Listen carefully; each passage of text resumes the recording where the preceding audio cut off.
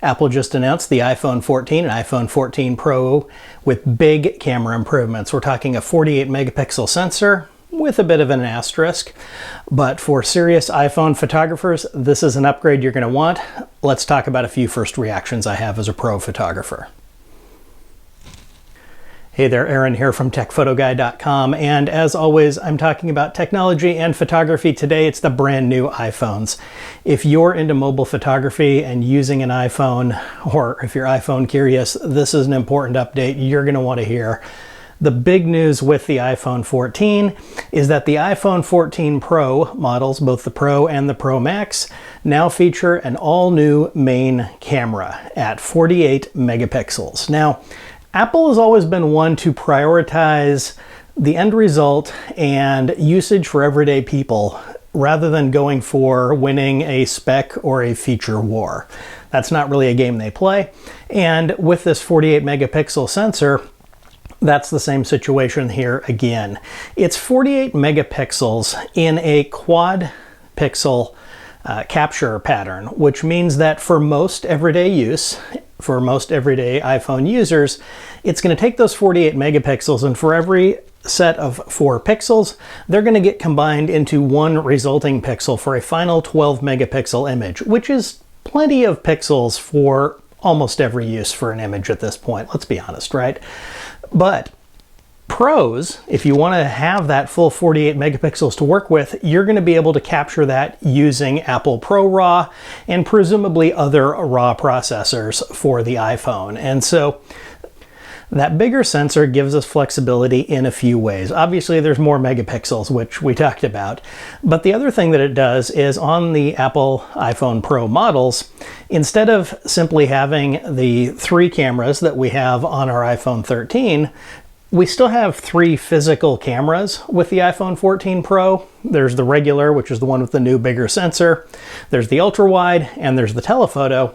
But because that regular camera has more megapixels, Apple now gives us a 4th option in the camera app to choose from. In addition to the 0.5x, the 1x, and the 3x that we've already had, you're now going to see a 2x option as shown in this demo image that they've provided for us.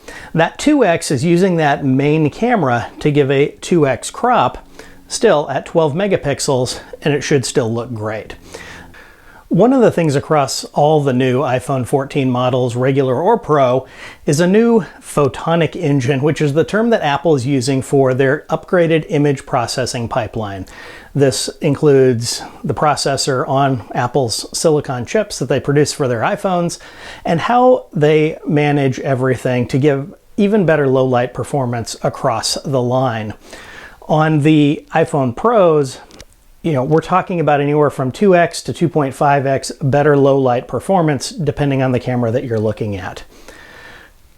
Beyond the new sensor and capturing more megapixels, there are some other nice enhancements on the Apple camera system. That Photonic Engine that I mentioned is an evolution of the sweater mode, or the deep fusion that they used to call it, that gives you more depth, more detail, and higher resolution when it comes to getting that detail out of all your images. We're also going to see improvements in the flash. The iPhone 14 Pro features an adaptive flash that now takes into account the focal range of your image when it's deciding how much flash power to apply. And although it's not strictly a still photography feature, one of the big pros on the iPhone Pros has been the image stabilization for the video capture. In fact, I know people who've stopped using bigger cameras because they found that the extra gimbals and things like that they would need to carry to get stabilization just weren't worth the hassle based on the quality they got out of their iPhone 13 Pro. While the iPhone 14 Pro introduces a new action mode, which is kind of like video stabilization on steroids.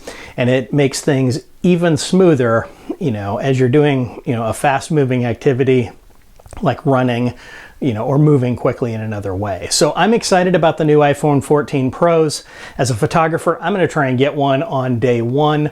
Pre-orders start on Friday, September 9th, with the first cameras supposedly being in our hands a week later. So Leave a comment below. Let me know what you think. Are you going to be getting the new iPhone 14? Is this part of your workflow? Do you use it for fun, professionally? Either way, I'm excited about this upgrade that Apple's brought for us here in late 2022. Be sure to subscribe because I'm sure I'm going to have more iPhone 14 related content coming your way. That's the sort of thing that I chat about here. And until we chat again, take care.